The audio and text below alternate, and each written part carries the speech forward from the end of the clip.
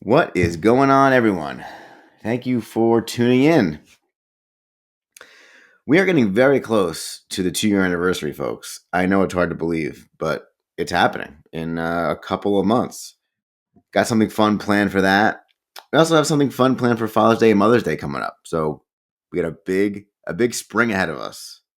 Other than seasonal depression lifting, we've got good content coming. So stick around.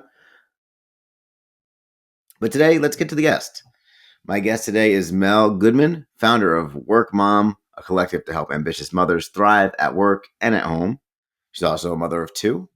We talk about why networking for moms is so important, dealing with mom guilt, advice for interviewing, setting boundaries, and much more.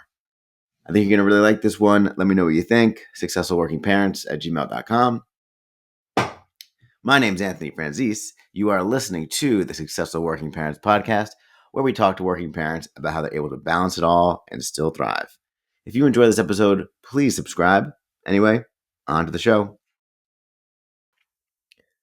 Welcome back to the Successful Working Parents podcast, the podcast where we talk to successful working parents. The title is still pending. My guest today, she is a former corporate leader in the executive space, founder of WorkMom, mother of 2, ladies and gentlemen, Mel Goodman. Mel, welcome to the show. Thanks, Anthony. Happy to be here.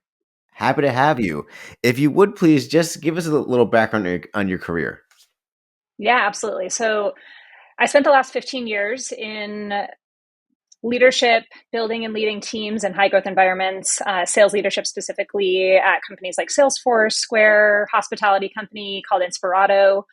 And over the years have, hired hundreds of people and watched them go on to thrive and coached them along the way. And basically over the last couple of years since I became a mom, it's not a couple of years, it's been almost 7 years now since becoming a mom. I have gone through a number of obstacles in my corporate career, being in a demanding environment. And I know so many other working moms that go through so many obstacles. And in my experience over the last 6-7 years, I have learned so many new tools and strategies to help me navigate a really demanding career alongside wanting to be a present and engaged mom. And so when I left corporate, I've always had an entrepreneurial mindset, and I knew I wanted to build something, but I didn't know exactly who it was going to be for or what it was going to be. But then I started thinking about, what if I were to serve the person that I once was, which was the struggling corporate mother who really wanted to be present at home, but also still wanted to have that ambitious career.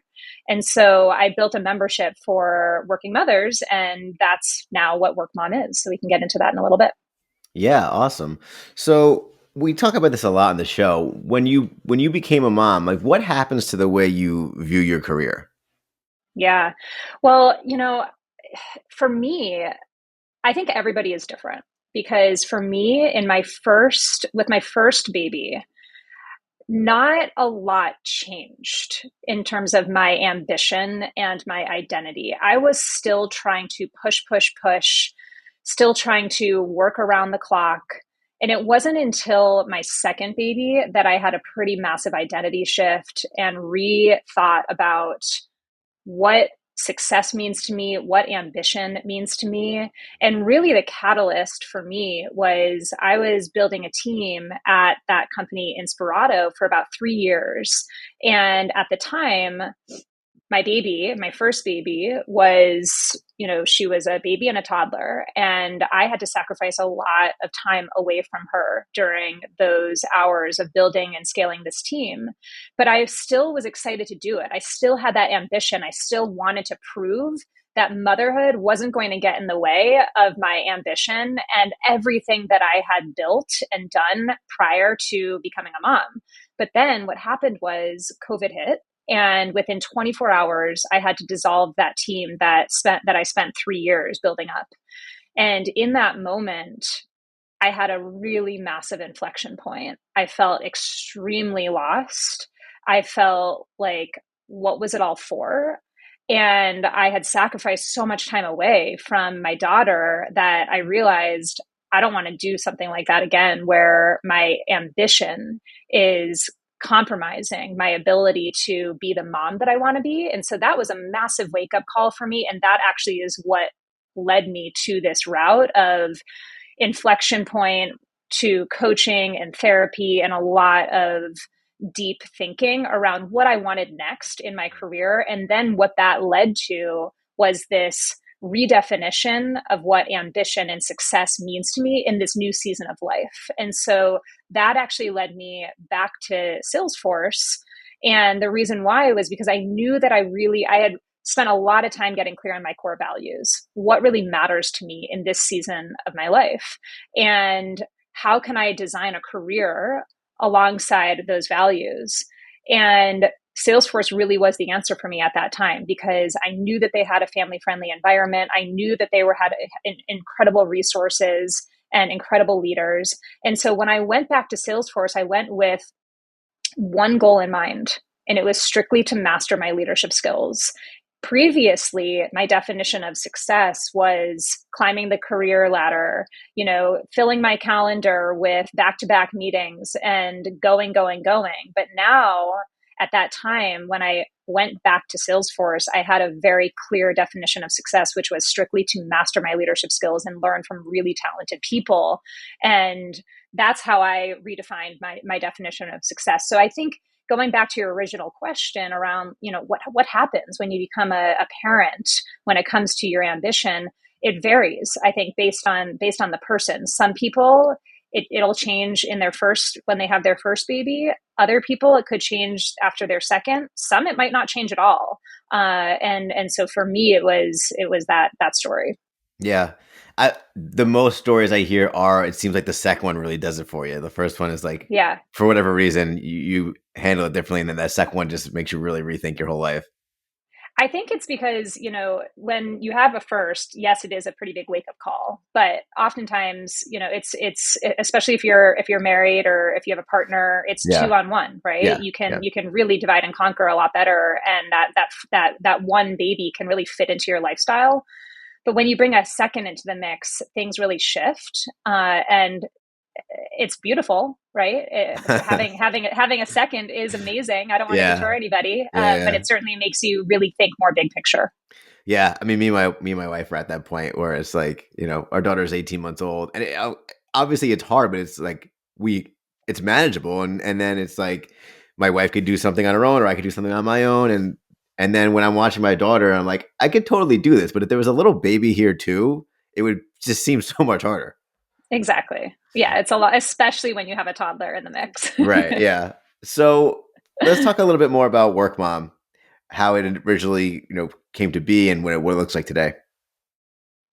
Yeah, so as I mentioned, I was looking to create the resource, the toolkit that I wish I had when I was really really struggling, and when I was struggling, what that really meant for me was I felt completely buried. I felt completely underwater. I did not know how to get above water. I was so overwhelmed. I was dealing with postpartum anxiety. I was trying to support my older daughter who was really struggling with bringing a new baby into our family. There were a lot of emotions that were happening, and I was also going through my own emotions of balancing my hormones as well. And I had severe back pain throughout my pregnancy too, so I was doing a lot of physical therapy.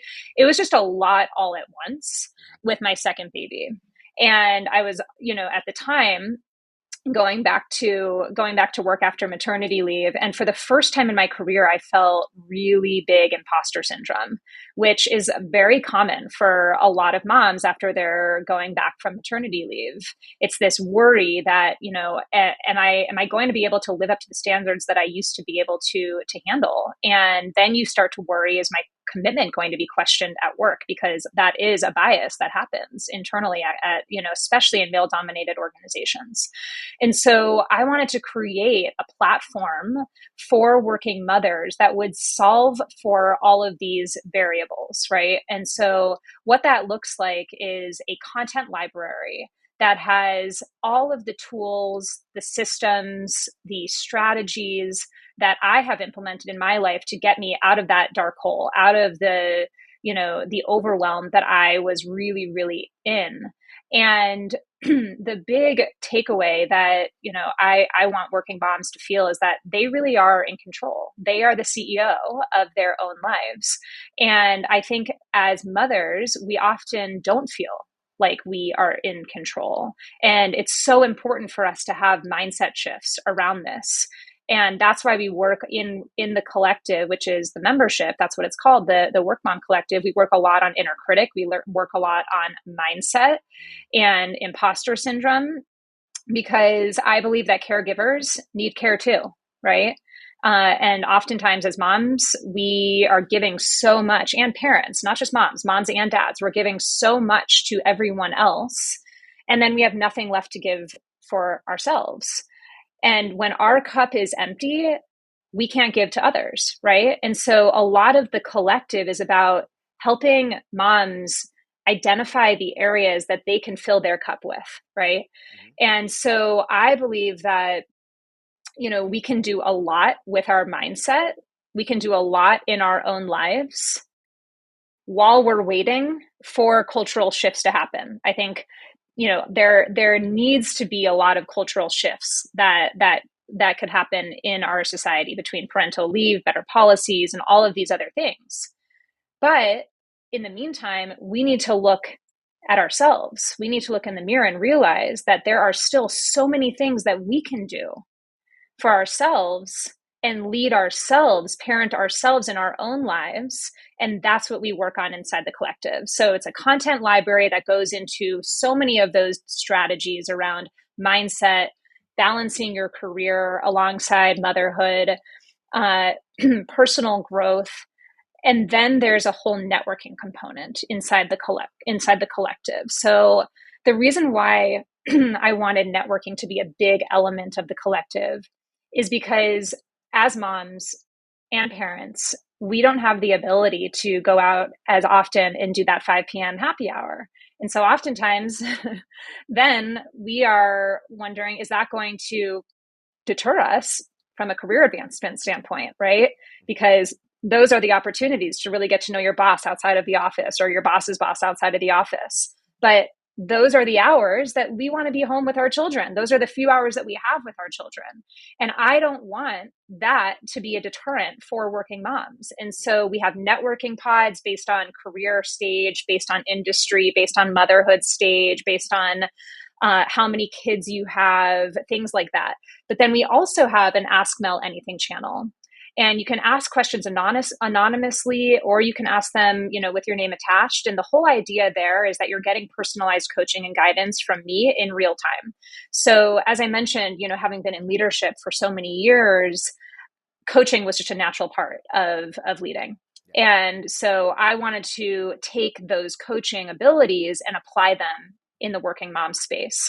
So examples of, some questions that have come up just in the last few days in the Ask Mel Anything space, just to kind of bring this to life and help you understand what kind of conversations we're having are: one, how do you negotiate flexibility when return to work mandates are becoming more and more prominent, right? How do I navigate a pregnancy while I am on a performance improvement plan? And what do I do to protect myself in those situations? So it's not just about mindset and how to balance your career alongside motherhood, but it's also about how to communicate effectively internally so that you can gain the flexibility in the life that you really want to live. Yeah, that's great.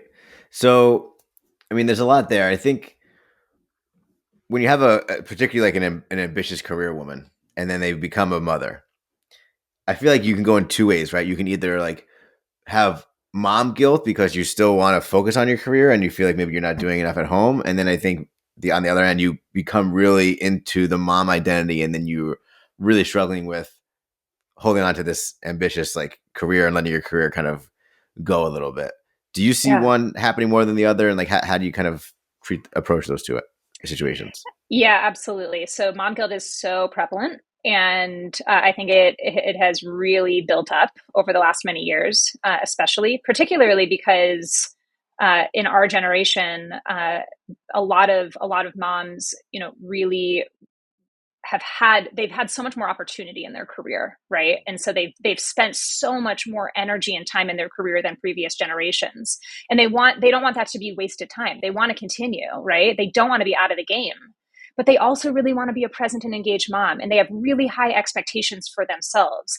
These are the moms that are super high achieving, and so they're not going to be high achieving just in their career. They're going to be high achieving in all aspects of their life, including motherhood. And so as a result of that, there's natural guilt because they want to be the best that they can possibly be in all their roles.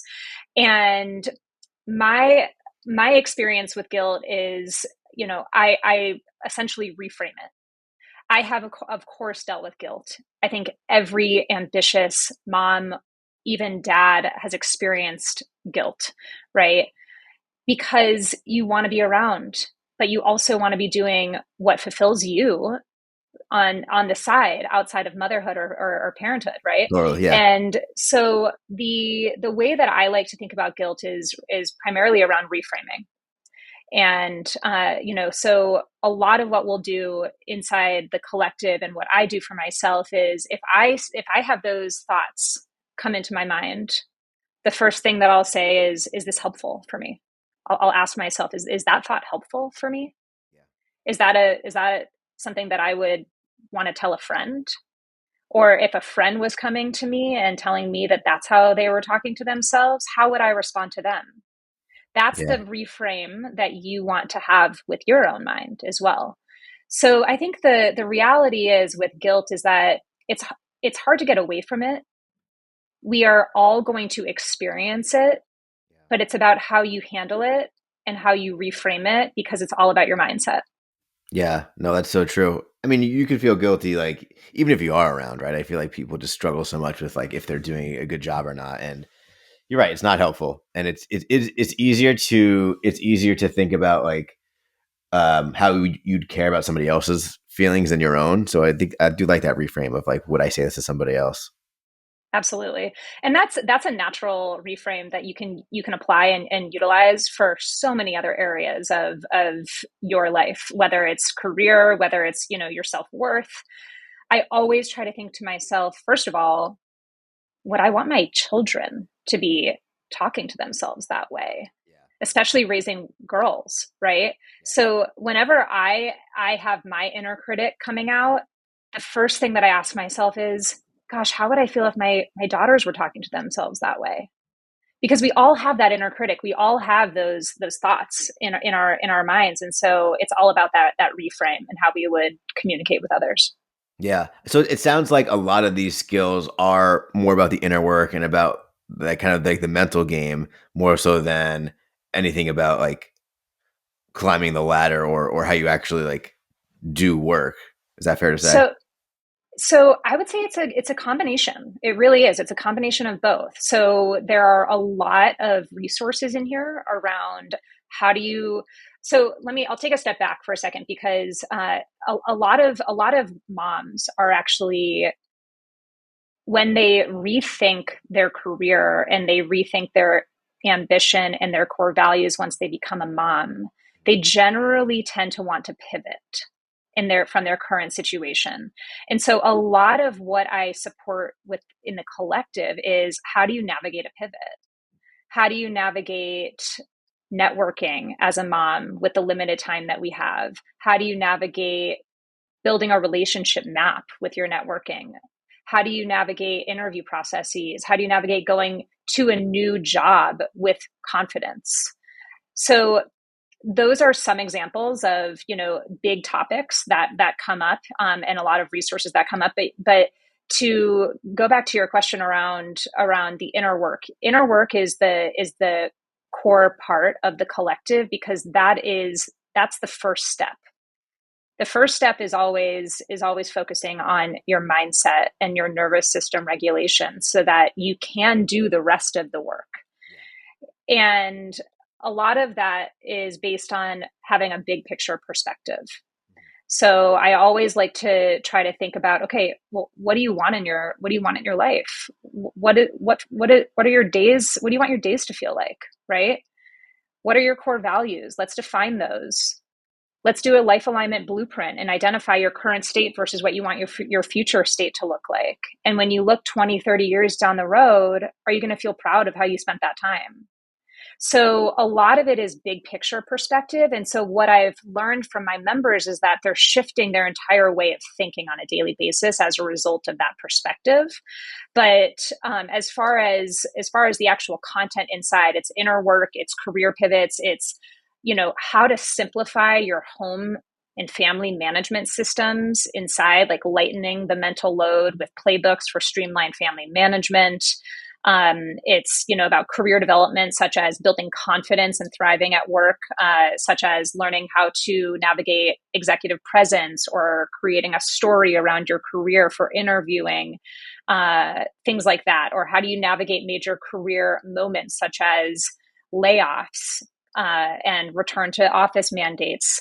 So those are some examples of different elements that are in the collective. I'm curious how you approach a specific scenario. Or maybe there's data on this, but when somebody is pregnant and interviewing for new jobs, do you? And I know there's a lot of turmoil internally about like, do I tell them? Don't I? And or Mm-hmm. am I putting am I putting myself at risk as a candidate if I do share that? I'm curious what you suggest or maybe what you see working the best in that scenario. So I was actually in this position. I was 5 months pregnant when I was interviewing for new opportunities. This was when I went back to Salesforce, and I was frankly terrified. Yeah. And most moms are. Most moms actually hold on to their current job and wait until they have gone through their pregnancy before they transition to another opportunity. Now, I will say, in certain situations, that might be the right move, depending on your level of unhappiness or happiness at your current situation. If you are desperately trying to get out, I would highly encourage you to still interview elsewhere. But if you can push through, that's a conversation that that I would encourage you to have with yourself around. Maybe this is it depends on how far along you are in your pregnancy. For me, I was 5 months pregnant, Hmm. and so I was really nervous about going to a new company with just a couple months left and then going on maternity leave. Now, again, I knew that Salesforce would support that. I had been at Salesforce prior, and I know how they treat families, and I also had been in conversations with my recruiter about it. So I didn't share with the hiring manager during the interview process, but I did talk about it with the recruiter before getting an offer letter. Then what I did was, and what I would advise is telling your new boss after you've gotten the offer letter and before you've signed the offer letter. So, because the reality is as much as we don't want to think that there is bias and discrimination, there is. And so if you share that you're pregnant in the interview process and you don't get the interview, the last thing you want is to wonder, is the reason why I didn't get that job because I was pregnant, Totally. right? So I shared with my boss, and the conversation went well. I was actually working for a male boss who didn't have kids, and so I think it is possible. It really is based on the leader that you are working for and how they are going to react and respond. But I do recommend waiting until after the interview process is over, after you've proven yourself, and then after you've received the offer letter, but before you've signed it. And the reason why I would wait until before you've signed it is because if they have a really harsh reaction, that's very telling of the organization. Sure. And you probably like would be putting a target on your back if you did go on the leave right after you started, right? Anyway, so Exactly.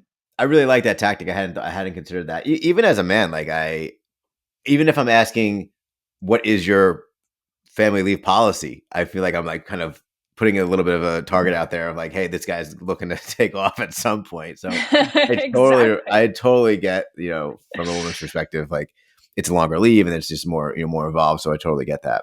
But I like that Yeah. idea. Yeah. I mean, the reality is, these are businesses. They care about one thing. They care about revenue and bottom line. And so if if they're hiring somebody, that is already, they know, is going to be taking time off, like there generally is, unfortunately, that discrimination and bias. Sure. And yeah, It's a tricky thing. Our relationships with work are a little bit complicated, and at the end of the day, it is a business. But when you find the right employer, like that kind of gets it, or maybe they really appreciate the transparency and they value having working parents on their staff because they know that they could A be really, hundred percent. efficient and productive. Like I think that all those things help. 100%. That's huge. Are there any other like key skills that we talked about a few like kind of nitty gritty things. We talked about some inner work things. Is there anything else that's like one of the main things that you find people are consuming the most or asking about the most? Yeah, absolutely. I would say the biggest one is boundaries. And this is one that a lot of women have a hard time with, Yeah, because oftentimes women want to please, and setting boundaries is the opposite, sure. generally, of pleasing. And when I say boundaries, I'm referring to boundaries in the workplace, at home, with in laws, with parents, any boundaries that can come up as a mother or in your career. And I also find that if you're in a leadership position, it's even more critical to set boundaries with your team, because otherwise your time can really get taken advantage of. And then you're left with all of your work in the evening when you need to wind down for the next day, right? So as far as boundaries, my number one recommendation when it comes to boundary setting is to frame it in a positive way, which sounds obvious, but when you tweak your boundary from, let's just use one example. Let's say you want to design your schedule at work where you are not taking calls before 10 a.m. because you have the crazy morning rush of getting your kids off to daycare or school, and you need a breather before you start meetings and calls. Totally. Instead of saying, I don't take calls before 10 a.m., which sounds negative, you just simply would say, I take calls from 10 to 5 p.m. It's a subtle difference, but it makes the biggest impact in communicating with team members at work and creating a sense of collaboration and teamwork. So I think oftentimes when a lot of people think of boundaries, they're telling people what they cannot do, Yeah, but you actually want to switch it and turn it around to telling others what you can do. I like that. So, for example, if you have, your in-laws coming over and you don't want them to come at a certain time, you can say, Been there. Sorry, if you're listening. Sorry. yeah, you could say, we're available from 5 to 7 p.m., as opposed to, we're not available before 5 p.m. today. Don't come at that time. Hmm. Yeah. So it's just a simple switch that makes a big difference in how boundaries are then perceived, and how they're taken from the other party. Yeah, I like that a lot. And again, I get it. Even as the man, like I do a lot of the pickup and drop off for daycare because I have a little more flexibility in my schedule than my wife does, and I feel like I would be hesitant to even state that, and it'd be more like I just kind of hope I get away with it, right? Like I just kind of start doing it and hope it's okay. Like it's Yeah. hard because again, you don't want to.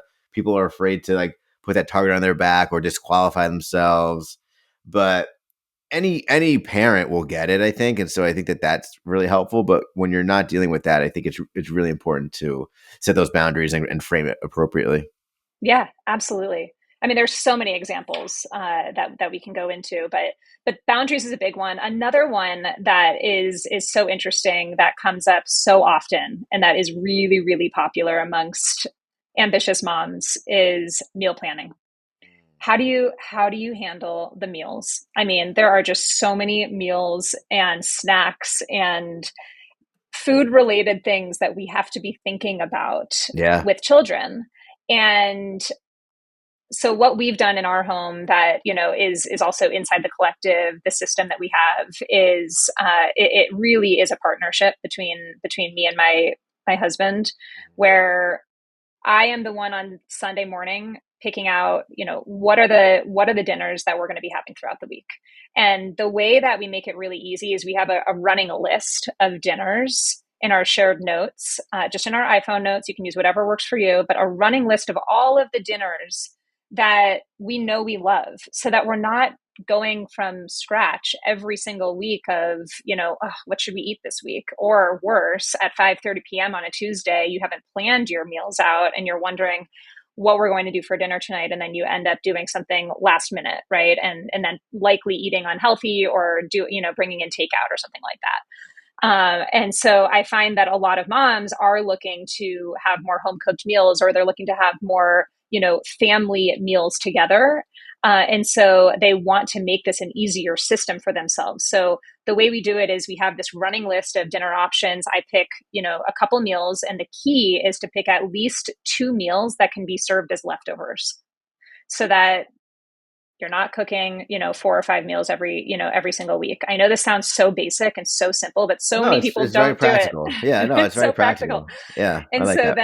then usually my husband or I switch off, doing the grocery shopping, whoever can do it on that Sunday.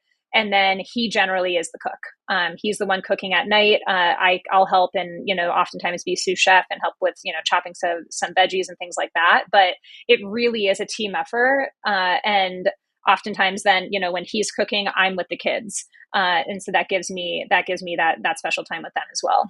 Yeah, that's kind of our arrangement too. Like I like to cook, so I do most of the cooking, and then my wife, does the bedtime routine a little bit more, and um, plays to both of our strengths and what we enjoy doing. So it works out well. Yeah, and I think that's key, right? The key is identifying, not just when it comes to meal planning, but throughout your entire dividing and conquering of what's happening inside the home from a home and family management system, is identifying what are your strengths between the two of you, and which ones are you going to actually want to do and stay consistent with. Yeah. But I do highly encourage having that kind of like home and family management system of knowing who's doing what at all times. Sure. Okay, we're gonna move into the final segment called Mel's Advice Corner. So I'm gonna ask you for some advice on a few topics. You Okay. ready? What's your best piece of advice for working parents? To be the CEO of your own life. Care to expand on that? I didn't know if this was like a lightning round. It is a lightning round, but that one we could get into. Yeah. So as I mentioned earlier, I think, the best thing that you can do for yourself is have the mindset of being in control. You're in control. You have choice. And if you're unhappy, or if you feel like something is off, something doesn't feel right, you have the opportunity to change that. Nobody else but you has the opportunity to change that for yourself. And so I really encourage parents to believe that they can create their own vision for themselves. They can create their own values for themselves and live in alignment with those values. They can create their own goals for themselves.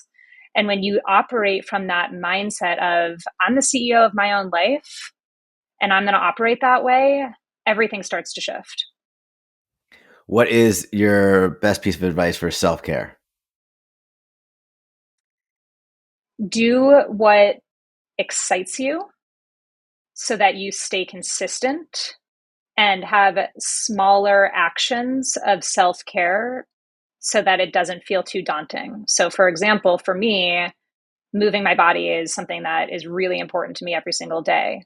But as a working mom, do I have time to spend 45 minutes to an hour every single day anymore? No. So a 20-minute workout, small, consistent workouts, is so much easier and more doable than 45 to 60 minutes at this point in my life. I like that. What advice do you have for someone in the corporate world that wants to make the jump to entrepreneur? I would say be very, very clear on who you want to serve and why you are leaving corporate. Get very clear on your why around it, and know who you want to serve and why you want to serve them, because that's what's going to give you the motivation to keep going. Entrepreneurship is no easy feat, and you have to stay self motivated. And when you are really, really passionate about your why, not just the why behind leaving corporate, but who you're serving and why you're serving them, you can sustain yourself and keep going. What advice do you have for somebody listening to this that feels like they're not a great parent? Mm, my biggest piece of advice is to give yourself more grace. You absolutely are a great parent. And if you are even asking yourself that question or you're telling yourself that you're not a great parent, that tells me that you care deeply and that you probably most likely are a great parent and that you should give yourself a lot more grace. Yeah, I agree. I don't think shitty parents are really wondering if they're shitty or not. Exactly. That's why they're shitty. Exactly. What, other than the Work Mom Collective, of course, what is one parenting resource that you'd recommend, whether it's a book Mm. or a podcast or a person? Oh gosh, I have so many. Let's say I would say Dr. Becky, Good Inside, amazing. I'm a member of her Good Inside platform, but if you don't want to become a member, honestly, just following her on Instagram, getting her book called Good Inside is incredibly powerful. And the reason why is because I think one of the biggest takeaways from Dr. Becky is we're all going to make mistakes as parents, and the best thing that you can do is repair. And the more that you repair, the better your relationship will be with your children. What is the best advice you've ever received? Asking yourself very, very often, almost every single day, a specific question. And that question is, does this really matter? Mm, that's a good one. What advice would you give to your former self other than that? Mm, what advice would I give myself, my former self? I would say, just keep going. Just keep going. Life is going to be good. All right, last question. By the time this episode comes out, I think my daughter will probably be like 20 months old. So, what advice do Okay. you have for me as a father of a 20-month-old daughter? Oh, gosh. It's so interesting because as parents, I don't know if this is just me, but I tend to forget the exact ages of when things happen as you get further away from those ages.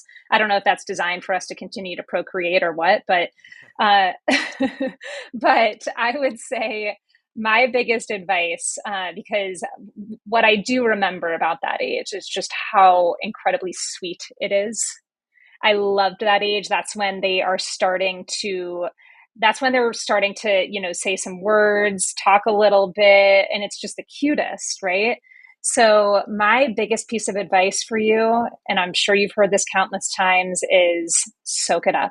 I really believe that the age that our kids are at right now, that when they're this young, these are the good old days that we're going to be looking back on, saying like those were the good old days. So Yeah. just soak it up. Yeah, she's being so cute lately. It's been great. All right, Mel, this has been a great conversation. Where can people go to connect with you, learn more about you, anything you'd like to share or promote? Yeah, absolutely. So I am most active on LinkedIn at Mel Goodman. And you can check out my website at workmom.io. You can learn all about the collective there. And feel free to DM me on LinkedIn. Happy to support you. All right, well, I will link to all that in the show notes. Mel Goodman, ladies and gentlemen. Mel, thank you so much. Thank you, Anthony.